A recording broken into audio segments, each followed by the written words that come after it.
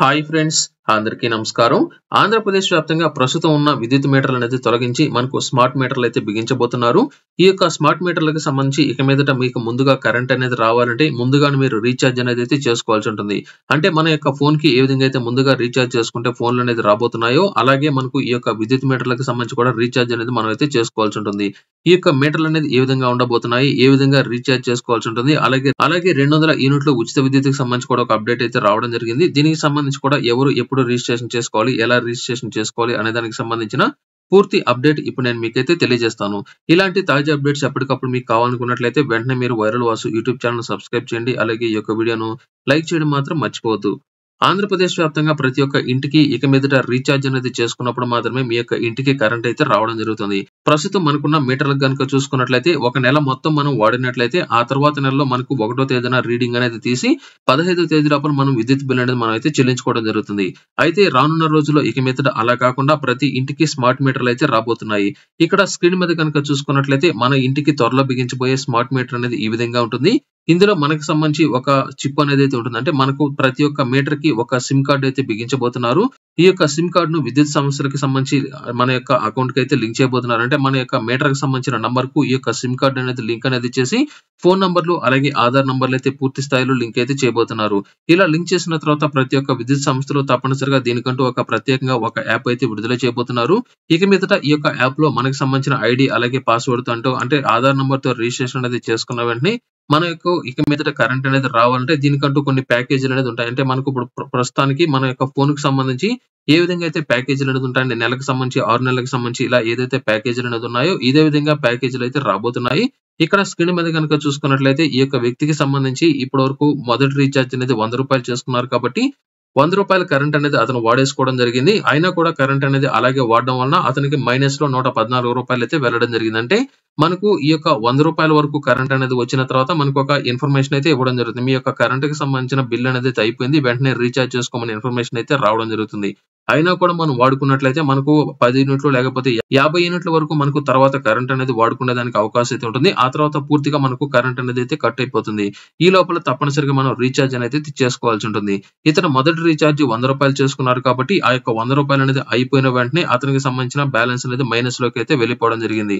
ఇప్పుడు ఈ యొక్క ₹114కి సంబంధించి మనం ముందుగా పేమెంట్ అనేది అంటే ఈ యొక్క మైనస్‌లోకి వెళ్ళిపోయింది కాబట్టి దీనికి సంబంధించి ముందుగా డబ్బులనేది చెల్లించేసినట్లయితే ఆ తర్వాత మనకు కరెంట్ అనేది రావడం జరుగుతుంది. అయితే ఇప్పుడు నేను ₹150 అనేది రీచార్జ్ అనేది ఇప్పుడు చేస్తున్నాను.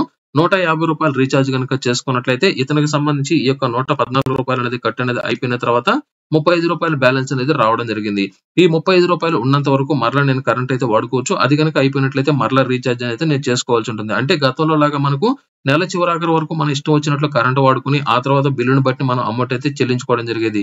ఇక మీదట అలా కాకుండా మనం నెలవారీగా ఎంత విద్యుత్ అనేది ఖర్చు పెడుతున్నామో దాని అంతటికి మొత్తం ఒకేసారి బిల్ అనేది మనం ముందుగానే చెల్లించుకున్నట్లయితే ఆ యొక్క యూనిట్లను బట్టి మనం ప్రతి నెల ఎంత ఖర్చు అనేది చేయబోతున్నామో దాన్ని బట్టి మనకు ఇక్కడ అంటే మన యొక్క ఫోన్‌లో గతంలో ఏమైందంటే ₹100 రీచార్జ్ చేసుకున్నట్లయితే మన అకౌంట్‌లోకి ₹90, ₹95 అనేది రావడం జరిగేది. మనం ఫోన్ మాట్లాడే దాన్ని బట్టి బ్యాలెన్స్ అనేది తగ్గుతూ రావడం జరిగేది కాబట్టి అదే తరహాలో ఇక మీదట మనకు ఈ యొక్క విద్యుత్‌కి సంబంధించిన మీటర్ల ద్వారా అంటే ఈ యొక్క స్మార్ట్ మీటర్ల ద్వారా మనం ముందుగానే రీచార్జ్ అనేది ఎంతైతే చేసుకుంటామో అంతకు మాత్రమే మనకు కరెంట్ అనేది రావడం జరుగుతుంది. అది గనుక అయిపోయినట్లయితే తిరిగి మరలా మనం ఎప్పుడైతే రీచార్జ్ అనేది చేసుకుంటామో అప్పుడు మాత్రమే మన యొక్క ఇంటికి కరెంట్ అయితే రావడం జరుగుతుంది. ఇక్కడ స్క్రీన్ మీద గనుక చూసుకున్నట్లయితే ఈ యొక్క మీటర్లు అనేది ఈ విధంగా అయితే రాబోతున్నాయి. ఈ యొక్క మీటర్ గనుక చూసుకున్నట్లయితే ఇందులో మనకి ఈ యొక్క బోల్ట్ అనేది ఓపెన్ అనేది చేసిన తర్వాత మీకు డెమో కోసం చూపిస్తున్నాను. దీన్ని ఇలా కిందకి గనుక లాగినట్లయితే ఇందులో ఇక్కడ చూసుకున్నట్లయితే మనకు ఒక సిమ్ కార్డ్ అయితే పెట్టడం జరిగింది. ఈ యొక్క సిమ్ కార్డ్ కూడా మనకు ప్రభుత్వం వారే ప్రొవైడ్ అయితే చేయబోతున్నారు. ఈ యొక్క నంబర్ ను ఈ యొక్క విద్యుత్ సంస్థలు అనేది లింక్ అనేది చేయడం జరుగుతుంది. దీనికి వచ్చిన మెసేజ్‌లను బట్టి మనం రీచార్జ్ అనేది చేసిన వెంటనే దీనికి సంబంధించిన ఇన్ఫర్మేషన్ బట్టి మనకు రీచార్జ్ అనేది అయిందా లేదా ఎప్పటికప్పుడు మన యొక్క ఇన్ఫర్మేషన్ తెలుసుకునే విధంగా ఈ యొక్క కొత్తగా ఈ యొక్క స్మార్ట్ మీటర్లు అయితే ఫిక్స్ చేయబోతున్నారు. ఈ యొక్క స్మార్ట్ మీటర్ల ద్వారా ప్రతి నెల విద్యుత్‌కి సంబంధించి ఇంటి వద్దకే వచ్చి ఈ యొక్క విద్యుత్ మీటర్లకు సంబంధించిన రీడింగ్ అనేది తీసే అవసరం అనేది ఇక మీదట ఉండదు.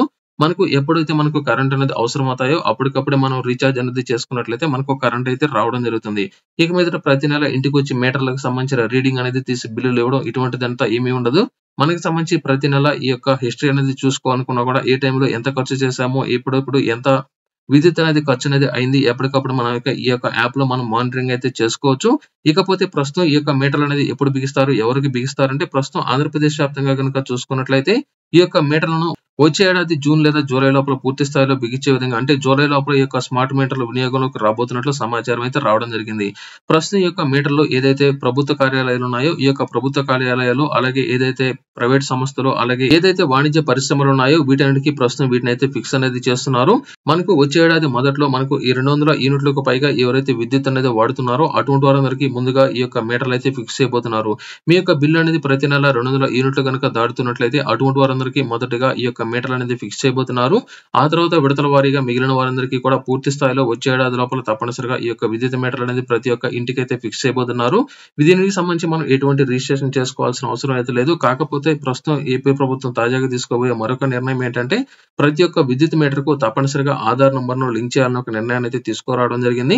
గతంలో కూడా ఈ యొక్క విధానాన్ని అయితే ప్రాసెస్ అనేది చేయడం జరిగింది కాబట్టి కొంతమేరకు చాలా మందికి సంబంధించి ఇంకా ఈ యొక్క ఆధార్ నంబర్ అనేది లింక్ అనేది కాకపోవడం పూర్తి స్థాయిలో మీటర్లకు సంబంధించిన అప్డేట్ అనేది రాకపోవడంతో మరొకసారి ఈ యొక్క ఇన్ఫర్మేషన్ అయితే అందరికైతే పాస్ చేస్తున్నారు. తప్పనిసరిగా ప్రతి ఒక్క విద్యుత్ మీటర్ కి ఆధార్ నంబర్లు అయితే లింక్ చేయబోతున్నారు.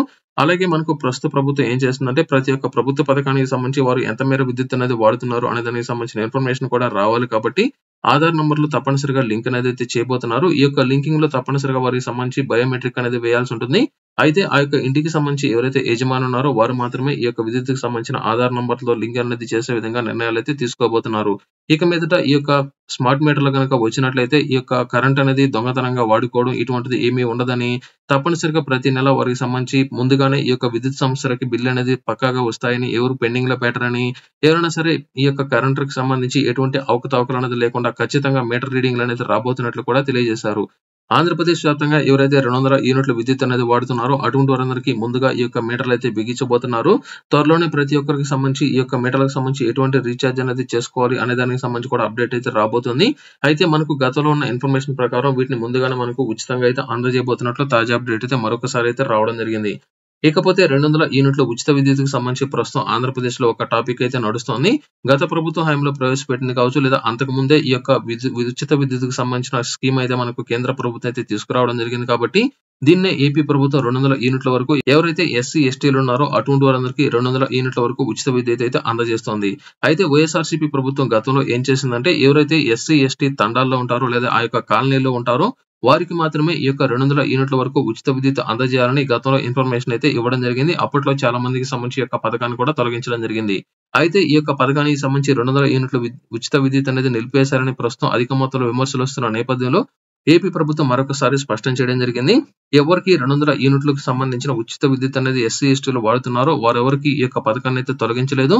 ఎవరికైనా సరే ఈ విధంగా తొలగించినా లేదా మరొకసారి మీరు కొత్తగా అప్లై అనేది చేసుకోవాలనుకున్నాము తప్పనిసరిగా మీకు సంబంధించి విద్యుత్ మీటర్ కి సంబంధించిన డీటెయిల్స్ తో పాటు ఆధార్ కార్డు వివరాలు అనేది తీసుకొని మీకు సంబంధించి ఏదైతే కరెంట్ ఆఫీస్ అనేది ఉంటుందో అక్కడికి వెళ్లి మీరు రిజిస్ట్రేషన్ కనుక చేసుకున్నట్లయితే అటువంటి వారందరికీ వచ్చే ఏడాది నుంచి అంటే జనవరి నుంచి ఉచిత విద్యుత్ పథకాన్ని 200 యూనిట్ల వరకు ఉచితంగా అందజేస్తామని అయితే మరొకసారి అయితే తెలియజేశారు.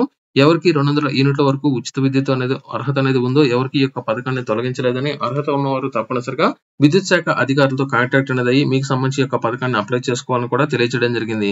మనకు త్వరలోనే ఈ యొక్క స్మార్ట్ మీటర్లు అనేది రాబోతున్నాయి కాబట్టి ప్రస్తుతం ఈ యొక్క పాత మీటర్లు ఏవైతే ఉన్నాయో ఈ యొక్క పాత మీటర్లను తొలగించి ఈ యొక్క స్మార్ట్ మీటర్లు మనకైతే ఫిక్స్ అయితే చేయబోతున్నారు. ఇక మీదట ప్రతి నెల మన యొక్క ఫోన్ లోనే ఎంత మేర వాడుతున్నారు మనకి ఇంకా ఎంత బ్యాలెన్స్ అనేది ఉంది అనే దాన్ని బట్టి మనం ఎప్పటికప్పుడు ఈ యొక్క రీఛార్జ్ మనం అయితే చేసుకోవాల్సి ఉంటుంది. మీరు చేసుకునే రీఛార్జ్ ని బట్టి మనకు కరెంట్ అనేది ఎన్ని రోజులు రావాలి అనే దానికి సంబంధించి మనకు ఎప్పటికప్పుడు అప్డేట్ అయితే రాబోతుంది. ఒకవేళ మీరు రీఛార్జ్ అనేది చేసుకున్న తర్వాత ఈ యొక్క రీఛార్జ్ కి సంబంధించిన డబ్బులు కనుక అయిపోయినట్లయితే మనకు కొంత మేర మాత్రమే అంటే 50 యూనిట్లు లేదా 10 యూనిట్లు 20 యూనిట్ల వరకు మనకు తర్వాత కరెంట్ అనేది అయితే అందజేయబోతున్నారు. ఈ లోపల మనం రీఛార్జ్ కనుక చేసుకున్నట్లయితే మనకు కరెంట్ అనేది కంటిన్యూ అనేది అవుతుంది. మీరు పూర్తిగా రీఛార్జ్ అనేది చేయకుండా ఆపేసినట్లయితే మీకు సంబంధించి యొక్క విద్యుత్ అనేది ఎప్పటికప్పుడు అనేది ఆగిపోవడం జరుగుతుంది. అంటే మీరు చేసుకున్న రీఛార్జ్ డబ్బులు అనేది ఇప్పుడే కనుక అయిపోయినట్లయితే నెక్స్ట్ సెకండ్ మీకు విద్యుత్ అనేది అంటే కరెంట్ అనేది అయితే ఆగిపోతుంది. వెంటనే మీరు రీఛార్జ్ అనేది అయితే చేసుకోవాల్సి ఉంటుంది. త్వరలోనే దీనికి సంబంధించిన ఇన్ఫర్మేషన్ మరొకసారి ఏపీ ప్రభుత్వం స్పష్టత అనేది ఇవ్వబోతోంది. ఇది టోటల్ గా మనకు వచ్చిన తాజా అప్డేట్. ఈ యొక్క ప్రాసెస్ అనేది బాగుందా లేదా పాత పద్ధతిలోనే మనకు మీటర్లు అనేది ఇచ్చి ప్రతి నెల మీటర్ రీడింగ్ సంబంధించి చూసుకొని మనకు బిల్ ఇస్తే బాగుంటుందా లేకపోతే ఫోన్ లోనే మనకు సంబంధించిన రీఛార్జ్ అనేది చేసుకున్నట్లయితే కరెంట్ మీటర్ రీడింగ్ అనేది కరెక్ట్ గా వస్తాయి, ఎటువంటి అవకతవకలు అనేది జరగవని మీరు భావిస్తున్నారు అనే దానికి సంబంధించి తప్పనిసరిగా డిస్క్రిప్షన్ లో కామెంట్ అనేది తప్పనిసరిగా మీరైతే చేయండి. ఈ వీడియో మీకు నచ్చినట్లయితే లైక్ చేయండి, షేర్ చేయండి. అలాగే viral Vasu YouTube channel subscribe చేయడం మాత్రం మర్చిపోవద్దు.